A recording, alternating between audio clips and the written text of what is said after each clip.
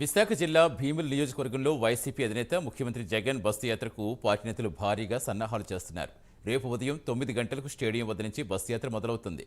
కార్యక్రమం విజయవంతం చేసేందుకు వైసీపీ భీమిలి ఎమ్మెల్యే అభ్యర్థి అవంతి శ్రీనివాసరావు పీఎం పాలెం కార్ షెడ్ కూడలి దగ్గరనే ఉన్న పార్టీ ఆఫీసులో అత్యవసర సమావేశం నిర్వహించారు.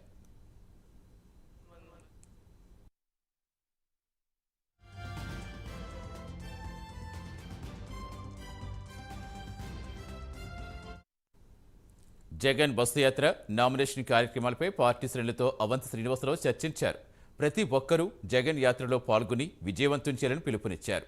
ఈ ఎన్నికల్లో గెలిచాక జగన్ విశాఖ నుంచే పాలన సాగిస్తారని తెలిపారు.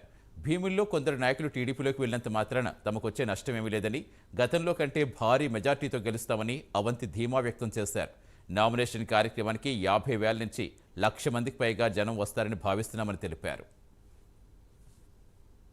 విశాఖ జిల్లాలో గౌరవ ముఖ్యమంత్రి గారు శ్రీ వైఎస్ జగన్మోహన్ రెడ్డి గారు బస్సు యాత్ర చాలా దిగ్విజయంగా జరిగింది. మరి రాత్ర ఇక్కడ ఎన్నాళ్ళలో స్టే చేశారు.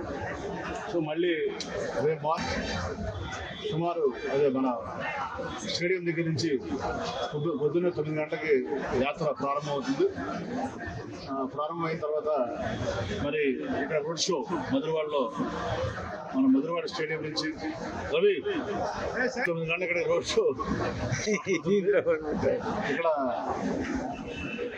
స్టేడియం దగ్గర మధురవాడ స్టేడియం క్రికెట్ స్టేడియం దగ్గర నుంచి మొదలుపెట్టి మరి మధురవాడ నుంచి కొమ్మ జంక్షన్, మారికవలస, అలాగే మారికవలస నుంచి గంభీరం నుంచి ఆనందపురం నుంచి మన పెద్దపల్లిలో ఉన్నటువంటి చెన్నా కన్వెన్షన్ దగ్గరికి వెళ్తున్నాం.